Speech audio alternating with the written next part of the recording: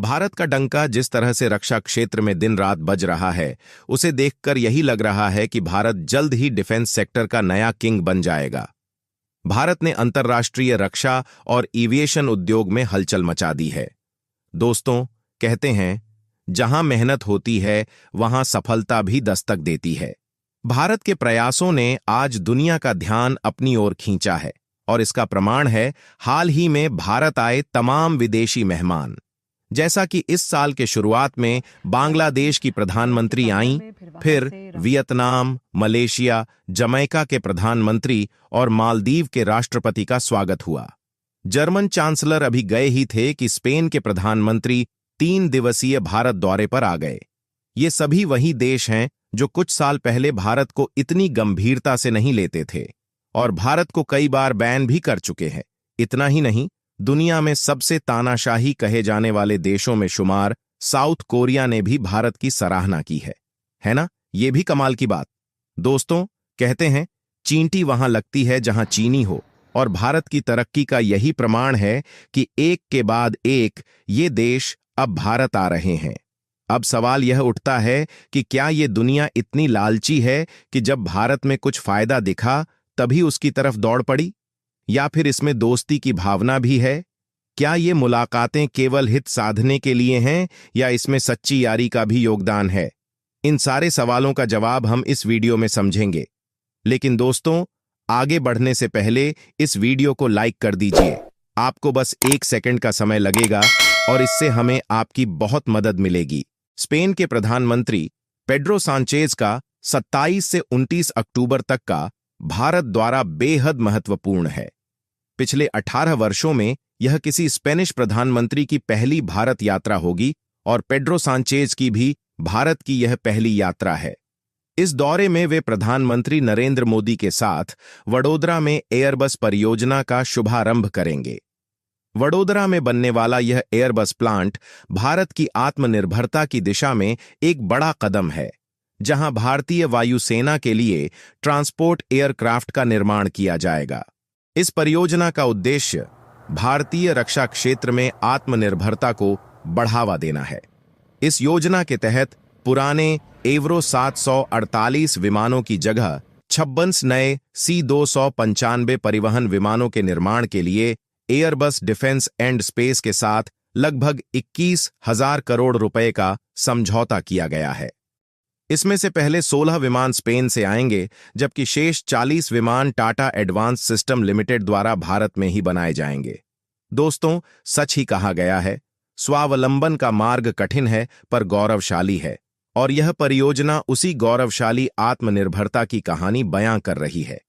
Airbus plant का उद्घाटन सिर्फ एक औद्योगिक पहल नहीं, बल्कि भारत, जर्मनी और स्पेन के बीच एक रणनीतिक साझेदारी का प्रतीक है। जर्मनी और स्पेन की कंपनियां भारतीय नौसेना के प्रोजेक्ट सेफेंटिव आई के लिए प्रतिस्पर्धा में हैं, जिसके तहत भारतीय नौसेना के लिए 6 एडवांस्ड पनडुब्बियां बनाई जाएंगी। इस डील का बजट लगभग $5.8 बिलियन है और यह भारत की सबसे बड़ी डिफेंस डील्स में से एक है। इस अनुबंध में जर्मनी की थाइसन ग्रुप और स्पेन की नवाया शिपयार्ड प्रमुख दावेदार हैं। जर्मनी के चांसलर का हालिया दौरा और स्पेन के प्रधानमंत्री का भारत आगमन दोनों देशों की इस डील के प्रति गंभीरता को दर्शाता है। जहां चाह वहां राह, और भारत की चाहत आत्मनिर्भरता की है, जिसका मार्ग इस प्रकार की साझेदारियों से प्रशस्त हो रहा है। स्पेन के प्रधानमंत्री का दौरा जर्मनी के चांसलर के तुरंत बाद हो रहा है, जिसे सिर्फ संयोग नहीं बल्कि एक रणनीतिक कदम माना जा रहा है। यह यात्रा स्पेन के लिए गर्व की बात है, क्योंकि एयरबस प्रोजेक्ट के उद्घाटन के जरिए स्पेन भी अपने हितों को मजबूत कर रहा है। स्पेन की शिपयार्ड कंपनी नवाया शिपयार्ड जर्मनी की थाइसन ग्रुप के साथ प्रोजेक्ट 75I के लिए प्रतिस्पर्धा में है, और यह द्वारा इस दिशा में उनके प्रयासों को और मजबूत बनाएगा। दोस्तों, कहते हैं, जब मंजिल करीब हो तो कदम तेजी से बढ़ते हैं, और स्पेन की इस दौरे के जरिए भारत के साथ अपने रक्षा संबंधों को आगे बढ़ाने की कोशिश इसी का संकेत है। अब ये बात भी जानकर आपको गर्व महसूस होगा, भारत और साउथ कोरिया के बीच हाल के रक्षा घटनाक्रमों ने दुनिया भर का ध्यान अपनी ओर खींचा है। एक कहावत है, जो कभी शिखर पर होता है वो भी एक दिन नींव की ओर झुकता है।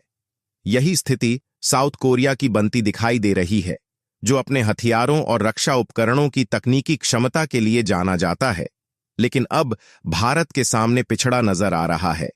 हाल ही में साउथ कोरिया ने भारत के future ready combat vehicle FRCV परियोजना से खुद को बाहर कर लिया। इसका मुख्य कारण है कि साउथ कोरिया के हथियारों की तकनीकी मानक भारत के उन्नत मानकों का सामना नहीं कर पा रहे हैं।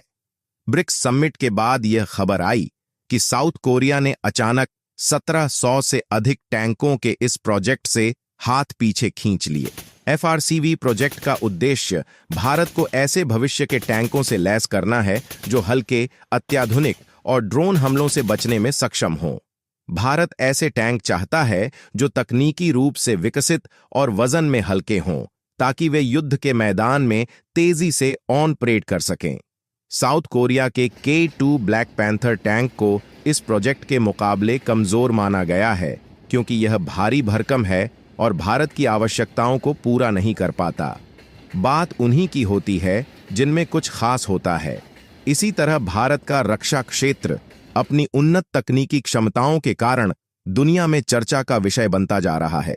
भारत के रक्षा अनुसंधान संगठन DRDO ने पिछले कुछ वर्षों में पनडुब्बी से लेकर कॉम्बैट व्हीकल तक कई नई उपलब्धियां हासिल की हैं, जो भारतीय सेना को आत्मनिर्भर बनाने की दिशा में एक महत्वपूर्ण कदम है। हाल ही में भारत ने साउथ कोरिया के K9 थंडर तोप खरीदी, लेकिन इसके बाद साउथ कोरिया कई अन्य प्रोजेक्ट्स में भारत के मानकों पर खरा नहीं उतर पाया। हेलीकॉप्टर के क्षेत्र में भी साउथ कोरिया भारत की आवश्यकताओं को पूरा नहीं कर सका और इसीलिए उसे पीछे हटना पड़ा। इस पूरी स्थिति पर विशेषज्ञों का मानना है कि साउथ कोरिया का FRCV प्रोजेक्ट में टिक न पाना भारत की बढ़ती रक्षा क्षमता के आगे साउथ कोरिया का आत्मसमर्पण करने जैसा है। जो अपना मुकाम खुद बनाता है वो दूसरों पर निर्भर नहीं होता। भारत की इस उपलब्धि से साफ है कि वह अब किसी पर निर्भर नहीं रहना चाहता और भविष्य में रक्षा क्षेत्र में अन्य देशों पर निर्भरता को कम करने के लिए निरंतर प्रयासरत है। तो दोस्तों, इन सब बातों से आपको क्या लगता है? क्या भारत सच में तरक्की की राह पर है या कहीं विदेशी ताकतों के चंगुल में फंसता जा रहा है? अपनी राय कमेंट में जरूर दें और इस वीडियो को अपने दोस्तों के साथ शेयर करें। साथ ही चैनल को सब्सक्राइब करके बेल नोटिफिकेशन को ऑल पर सेट कर लें। जय महाकाल, जय हिंद।